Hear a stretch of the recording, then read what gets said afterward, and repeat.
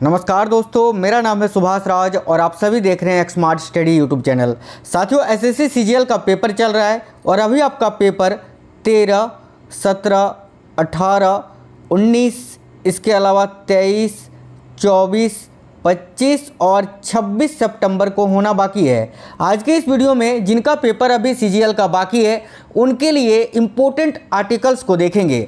इस वीडियो में total 54 articles रहेंगे। भारतीय संविधान के ये 54 महत्वपूर्ण अनुच्छेद जो कि बार बार पूछा जाता है और आपके सीजीएल में ये बहुत ही ज़्यादा इम्पोर्टेंट है आपके पेपर के लिए। तो जिनका भी पेपर अभी बाकी है, आप पेपर से पहले इस वीडियो को ज़रूर देख कर जाना। 100% लिख के ले लो साथियों। इसी वीडियो से जो आर्टिकल्स पूछे जाएंगे आपको वो इसी वीडियो से आपको देखने को मिलेंगे। तो बिना देरी किए हुए क्लास को शुरू करेंगे। उससे पहले साथियों, आप लोग कमेंट बॉक्स में कमेंट करके ज़रूर बता दीजिएगा कि आपका पेपर कब है और किस शिफ्ट में है। ठीक है, चलिए बिना देरी किए हुए क्लास को शुरू करते हैं। देखते हैं क्वेश्चन। देखिए, पहला क्वेश्चन है, वर्तमान समय में भारतीय संविधान में गणना की दृष्टि से कुल कितने अनुच्छेद तथा अनुसूचियां हैं। अब यहाँ देखिए, गणना की दृष्टि से अगर हम देखें ना साथियों, तो गणना की दृष्टि से अभी 444 से भी अधिक है ना अनुच्छेद हैं और 12 अनुसूचियां हैं। यहाँ पर मूल संविधान की हम बात करेंगे तो मूल संविधान में देखो, मूल संविधान में 395 अनुच्छेद हैं और 12 अनुसूचियां हैं। ये आपको याद रखना है। ठीक है, तो यहाँ ऑप्शन नंबर सी इस क्वेश्चन का करेक्ट आंसर होगा। यहाँ आपको मूल संविधान में बताना है, वर्तमान समय में नहीं, मूल संविधान में। ठीक है, और वर्तमान समय में ये चीज़ आपको याद रखना है कि 444 से भी जो है ज़्यादा अनुच्छेद हैं और 12 अनुसूचियाँ हैं गणना की दृष्टि से। ठीक है, चलिए आगे देखिए। नेक्स्ट है, इंडिया अर्थात भारत राज्यों का एक संघ होगा, यह संविधान के किस अनुच्छेद में अंकित है। तो बड़ा ही सरल क्वेश्चन है, ध्यान से देखिएगा, लेकिन बहुत ज़्यादा पूछा भी तो जाता है ना। तो वह इंडिया अर्थात भारत राज्यों का एक संघ होगा, यह संविधान के किस अनुच्छेद में है। याद रखना, अनुच्छेद 1 में। ऑप्शन नंबर ए करेक्ट है। भारतीय संविधान के किन अनुच्छेदों में नागरिकता संबंधी प्रावधान है। अब देखिए, भारतीय संविधान का कौन सा अनुच्छेद है जिसमें नागरिकता के बारे में बताया गया है। याद रखना, अनुच्छेद 5 से लेकर 11 तक में जो है नागरिकता के बारे में बताया गया है। और अगर आपसे भाग पूछ ले तो याद रखना, भाग 2 में नागरिकता के बारे में बताया गया है। नेक्स्ट है, निम्नलिखित में से किन अनुच्छेदों द्वारा भारतीय संविधान नागरिकों को मूल अधिकार निश्चितता प्रदान करता है। तो भाई, निम्नलिखित में से वो कौन सा अनुच्छेद है जिसके द्वारा भारतीय संविधान नागरिकों को मूल अधिकार की निश्चितता प्रदान करता है। तो याद रखना, अनुच्छेद 12 से लेकर 35 तक में। यहाँ अगर हम बात करें मूल अधिकार की यानी फंडामेंटल राइट्स की, तो देखो इसका अनुच्छेद 12 से 35 तक में इसका उल्लेखित है, ये तो मैंने आपको बता दिया। भाग भी याद रखना, भाग 3 में जो है मूल अधिकारों को रखा गया है और मूल अधिकार जो है ये यूएसए के संविधान से भारतीय संविधान में लिया गया है। चलिए नेक्स्ट क्वेश्चन देखिए, नौकरियों तथा शैक्षणिक संस्थाओं में, ठीक है, समाज के कमजोर वर्ग के लिए आरक्षण उपलब्ध कराने के लिए केंद्र सरकार को संविधान का कौन सा अनुच्छेद अधिकार प्रदान करता है। बहुत ही इंपॉर्टेंट क्वेश्चन है, याद रखिए। करेक्ट आंसर यहाँ आपका हो जाएगा ऑप्शन नंबर सी, अनुच्छेद 16। याद रखिए, नौकरियों तथा शैक्षणिक संस्थाओं में समाज के कमजोर वर्ग के लिए आरक्षण जो है इसका प्रावधान संविधान के किस अनुच्छेद में है। तो अनुच्छेद 16 में। याद रखना, जो कि समानता के अधिकार के अंतर्गत आता है साथियों, ये आपको याद रखना है। ठीक है, देखिए अनुच्छेद 14 से लेकर 18 तक समानता के अधिकार के बारे में बताया गया है इसमें, ये आपको याद रखना है। नेक्स्ट है, भारतीय संविधान का कौन सा अनुच्छेद अपरिष्टता का उन्मूलन करता है तथा किसी भी रूप से इसके आचरण का निषेध करता है। याद रखिए, करेक्ट है ऑप्शन नंबर ए, अनुच्छेद 17। अगला है, भारतीय संविधान का कौन सा अनुच्छेद राष्ट्रपति के पद के लिए पुनः निर्वाचन की योग्यताएं निर्धारित करता है। तो भाई, भारतीय संविधान का कौन सा अनुच्छेद है जो राष्ट्रपति के पद के लिए पुनः निर्वाचन की योग्यताएं निर्धारित करता है। तो याद रखिएगा, अनुच्छेद 57, आर्टिकल 57। साथियों, यहाँ एक चीज़ याद रखना कि अनुच्छेद 52 से लेकर 61 तक में भारत के राष्ट्रपति के बारे में ही बताया गया है, भारत के राष्ट्रपति के बारे में ही चर्चा की गई है। देखिए, किस अनुच्छेद के अंतर्गत भाषण एवं अभिव्यक्ति की स्वतंत्रता के अधिकार की गारंटी दी गई है। तो साथियों, याद रखना, करेक्ट आंसर यहाँ आपका हो जाएगा ऑप्शन नंबर सी, अनुच्छेद 19 में। यहाँ आपको याद रखना है, अनुच्छेद 19 और 19 से लेकर 22 तक में स्वतंत्रता के अधिकार के बारे में जानकारी दी गई है। ठीक है, आगे देखिए, निम्नलिखित में से किस अनुच्छेद में प्रेस की स्वतंत्रता दी गई है? तो प्रेस की स्वतंत्रता अनुच्छेद 19 का 1 में दिया गया है। करेक्ट है ऑप्शन नंबर ए। मौलिक अधिकारों के अंतर्गत कौन सा अनुच्छेद बच्चों के शोषण से संबंधित है? तो मौलिक अधिकारों के अंतर्गत या मौलिक अधिकार के अंतर्गत कौन सा अनुच्छेद है जो बच्चों के शोषण से संबंधित है? याद रखिए अनुच्छेद 24 ऑप्शन नंबर बी। निम्नलिखित में से किस अनुच्छेद में अल्पसंख्यकों के हितों के संरक्षण की व्यवस्था है? वेरी वेरी इंपॉर्टेंट क्वेश्चन है, याद रखिएगा। करेक्ट है अनुच्छेद 29 ऑप्शन नंबर डी।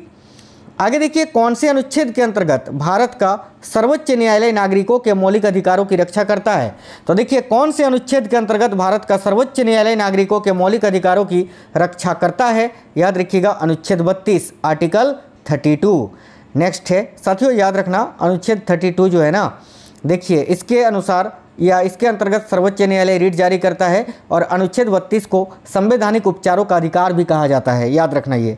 आगे देखिए, भारतीय संविधान के अंतर्गत कल्याणकारी राज्य की अवधारणा निम्नलिखित में से किस अनुच्छेद में वर्णित है? तो याद रखिए करेक्ट आंसर हो जाएगा यहाँ आपका इस क्वेश्चन के लिए ऑप्शन नंबर बी अनुच्छेद 39 में। देखिए ये जो है राज्य के नीति निर्देशक तत्व यानी डीपीएसपी के अंतर्गत आता है। बात करें राज्य के नीति निर्देशक तत्व की तो इसका उल्लेख संविधान के भाग 4 में है। इसको आयरलैंड के संविधान से लिया गया है, याद रखना। और अनुच्छेद 36 से लेकर 51 तक में राज्य के नीति निर्देशक तत्वों के बारे में जानकारी दी गई है। आगे देखिए, भारतीय संविधान के अनुच्छेदों में राज्य के नीति निर्देशक तत्वों का उल्लेख है, तो अभी मैंने आपको बताया था अनुच्छेद 36 से 51 तक में। आगे देखिए, कौन सा अनुच्छेद राज्य सरकारों को ग्राम पंचायत के गठन का निर्देश देता है? तो देखिए कौन सा अनुच्छेद है जो राज्य सरकारों को ग्राम पंचायत के गठन का निर्देश देता है? तो भाई करेक्ट आएगा अनुच्छेद 40 आर्टिकल 40, याद रखना option number D correct answer है। आगे देखिए, 42वें संशोधन द्वारा संविधान के किस अनुच्छेद में मौलिक कर्तव्यों को जोड़ा गया? याद रखिए अनुच्छेद 51 का ए में। साथियों अनुच्छेद 51 का ए में कुल 11 प्रकार की मौलिक कर्तव्य हैं, यह आपको यहाँ याद रखना है। और देखो मौलिक कर्तव्य जो है इसको 42वें संविधान संशोधन अधिनियम 1976 के द्वारा संविधान में जोड़ा गया था। मौलिक कर्तव्य संविधान के भाग 4 का ए में उल्लेखित है, जो कि रूस के संविधान से भारतीय संविधान में लिया गया है। आगे देखिए, किस अनुच्छेद के अंतर्गत कार्यपालिका की शक्ति राष्ट्रपति में निहित होगी? तो देखिए इस क्वेश्चन के लिए आपका करेक्ट आंसर होगा अनुच्छेद 53 में। आर्टिकल 53 में यह बताया गया है कि भाई कार्यपालिका की जो शक्ति है वो राष्ट्रपति में निहित होगी। किस अनुच्छेद के अंतर्गत भारत के राष्ट्रपति पर महाभियोग चलाया जा सकता है? याद रखना अनुच्छेद 61 के तहत आर्टिकल 61 के अंतर्गत। देखिए उपराष्ट्रपति पद का उल्लेख अगर आपसे पूछे कि किस अनुच्छेद में है, चलिए वो शायद अलग क्वेश्चन मैंने ऐड किया था तो वहीं आपको बता देंगे। देखो संविधान के किस अनुच्छेद में उपराष्ट्रपति पद का प्रावधान किया गया है? तो वह करेक्ट है अनुच्छेद 63 में आर्टिकल 63 में, याद रखिएगा। अगला है मंत्रीगण सामूहिक रूप से लोकसभा के प्रति उत्तरदायी हैं। संविधान के किस अनुच्छेद के अंतर्गत ये आता है, या फिर संविधान के किस अनुच्छेद में इसका प्रावधान है कि मंत्रीगण सामूहिक रूप से लोकसभा के प्रति उत्तरदायी होते हैं? याद रखिए अनुच्छेद 75 में, ऑप्शन नंबर ए। निम्नलिखित में से कौन सा अनुच्छेद भारत के महान्यायवादी की नियुक्ति करता है या नियुक्ति से संबंधित है? तो याद रखना article 76, option number c correct answer हो जाएगा। अगला है संविधान के किस अनुच्छेद के तहत राष्ट्रपति लोकसभा को भंग कर सकता है? तो देखिएगा संविधान का वो कौन सा अनुच्छेद है जिसके तहत राष्ट्रपति लोकसभा को भंग कर सकता है? याद रखिए करेक्ट है अनुच्छेद 85 के तहत, ऑप्शन नंबर बी। अगला है किस अनुच्छेद के द्वारा संसद की संयुक्त बैठक का प्रावधान किया गया है? तो भाई संसद की संयुक्त बैठक का प्रावधान संविधान के किस अनुच्छेद के अंतर्गत किया गया है? याद रखना अनुच्छेद 108 के अंतर्गत, ऑप्शन नंबर बी। संविधान के किस अनुच्छेद में धन विधेयक की परिभाषा दी गई है? तो साथियों संविधान का वो कौन सा अनुच्छेद है जिसमें धन विधेयक की परिभाषा दी गई है? याद रखिएगा अनुच्छेद 110 में, ठीक है। आगे देखिए नेक्स्ट है कौन सा अनुच्छेद संसद के 2 अधिवेशनों के बीच 6 महीने के अंतर्गत की अनिवार्यता का उल्लेख करता है?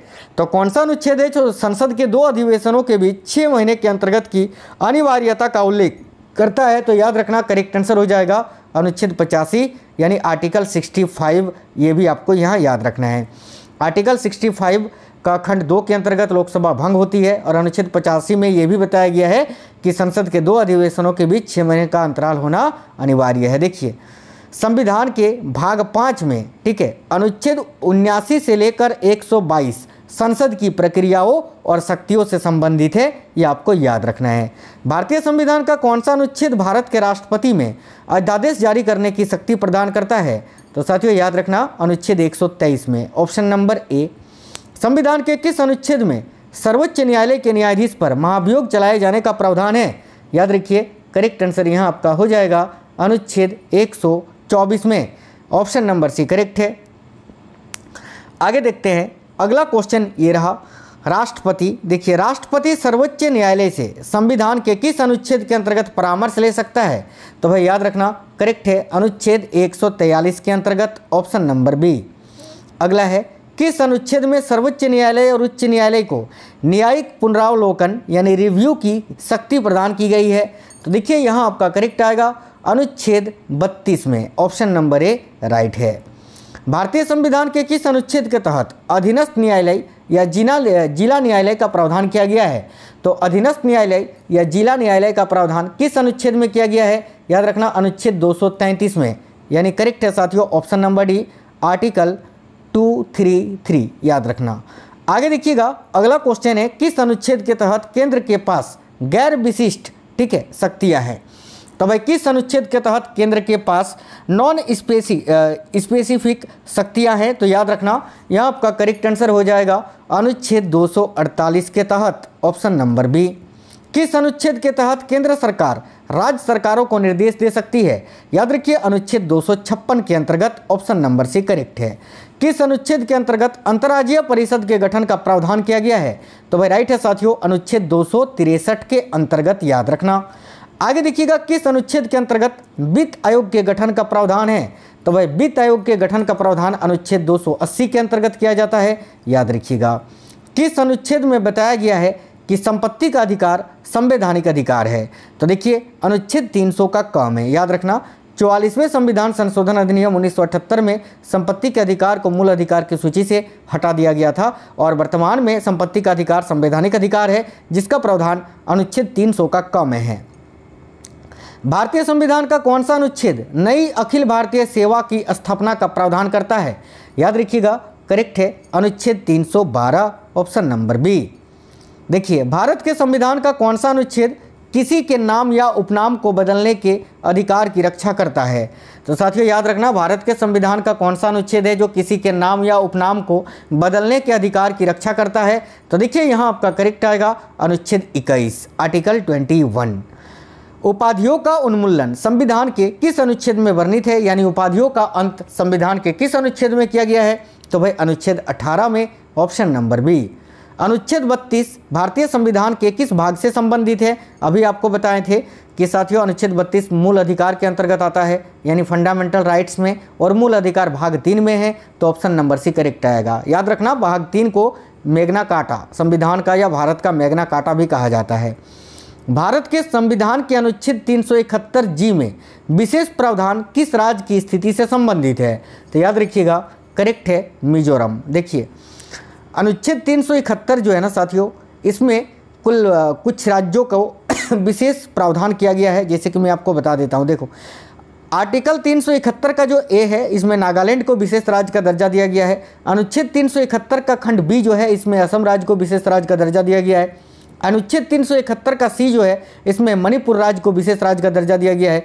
अनुच्छेद 371 का खंड एफ जो है इसमें सिक्किम राज्य को, और अनुच्छेद 371 का जो एच है इसमें अरुणाचल प्रदेश को। यहाँ पर पूछा था आपसे अनुच्छेद 371 का जी जो कि साथियों किस राज्य को? तो याद रखना मिजोरम को विशेष राज्य प्रदान करता है, विशेष राज्य का अधिकार, ठीक है। निम्नलिखित में से कौन सा अनुच्छेद धार्मिक मामलों के प्रबंधन की स्वतंत्रता से संबंधित है? तो देखो करेक्ट आएगा अनुच्छेद 26। वैसे अनुच्छेद 25 से लेकर 28 तक में धर्म की स्वतंत्रता के बारे में बताया गया है, याद रखना। निजता का अधिकार किस अनुच्छेद के अंतर्गत एक मौलिक अधिकार है? याद रखिएगा अनुच्छेद 21 के अंतर्गत। अगला है वर्तमान में भारतीय संविधान में धाराओं की कुल संख्या कितनी है? तो याद रखना देखिए यहाँ करेक्ट आंसर आपका हो जाएगा 395, ऑप्शन नंबर बी करेक्ट आएगा। संविधान के किस अनुच्छेद द्वारा लोक सेवाओं को संरक्षण प्रदान किया गया है? तो याद रखिए अनुच्छेद 311 के द्वारा, ऑप्शन नंबर बी। संविधान का अनुच्छेद 312 किससे संबंधित है? तो भाई संविधान का अनुच्छेद 312 जो है यह अखिल भारतीय सेवाओं से संबंधित है, ऑप्शन नंबर ए करेक्ट होगा। भारतीय संविधान के किस अनुच्छेद में निर्वाचन आयोग के लिए प्रावधान किया गया है? तो भाई याद रखना अनुच्छेद 324 में। वेरी वेरी इंपॉर्टेंट क्वेश्चन है। अगला क्वेश्चन है, संविधान के किस अनुच्छेद के अंतर्गत हिंदी को राज्य भाषा का दर्जा प्रदान किया गया है? याद रखना अनुच्छेद 343 का खंड 1 के द्वारा। आगे देखिए, अनुसूचित जातियों और अनुसूचित जनजातियों के लिए एक राष्ट्रीय आयोग गठित करने का प्रावधान संविधान के किस अनुच्छेद के अंतर्गत किया गया है? तो साथियों याद रखना करेक्ट है अनुच्छेद 338 एवं अनुच्छेद 338 का खंड ए में।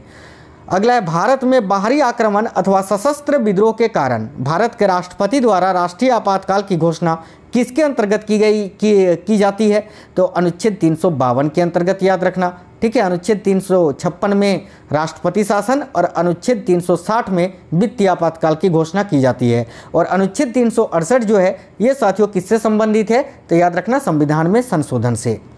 क्वेश्चन नंबर 50, संविधान के किस अनुच्छेद के तहत राज्यों में संवैधानिक तंत्र के विफल होने पर राष्ट्रपति शासन लागू किया जा सकता है? अभी मैंने आपको बताया था, तो इसका आंसर मैं नहीं बताऊंगा, यही आपका होमवर्क का क्वेश्चन रहेगा। हालांकि मैं क्वेश्चन अभी आपको बताऊंगा, अभी 2-3-4 क्वेश्चन और हैं।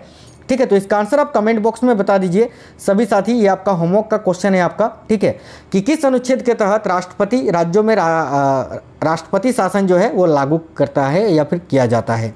चलिए नेक्स्ट क्वेश्चन है, संविधान के किस अनुच्छेद के आधार पर वित्तीय आपातकाल की उद्घोषणा राष्ट्रपति करता है? तो याद रखना अनुच्छेद 360 के अंतर्गत। अगला है, संसद को संविधान संशोधन का अधिकार दिया गया है किस अनुच्छेद के तहत? तो अनुच्छेद 368 में, और इसका उल्लेख भाग 20 में है। इसको साउथ अफ्रीका के संविधान से लिया गया है, यह भी याद रखना। आगे देखिए, संविधान के किस अनुच्छेद के प्रावधानों के अंतर्गत भारत सरकार द्वारा भारत रत्न, पद्म विभूषण आदि अलंकार प्रदान किया जाता है? राइट है अनुच्छेद 18 के द्वारा, ये भी आपको याद रखना है। देखिए, भारतीय संविधान का कौन सा अनुच्छेद भारत के संचित कोष से संबंधित है? तो साथियों भारतीय संविधान का कौन सा अनुच्छेद है जो भारत के संचित कोष से संबंधित है? याद रखिएगा, करेक्ट आंसर होगा देखिए उपयुक्त सभी। ठीक है, अनुच्छेद 111 का खंड 29, अनुच्छेद 146 का 3, अनुच्छेद 148 का 6, उपयुक्त सभी। ऑप्शन नंबर डी यहाँ आपका करेक्ट आएगा। तो थैंक्स फॉर वॉचिंग गाइस।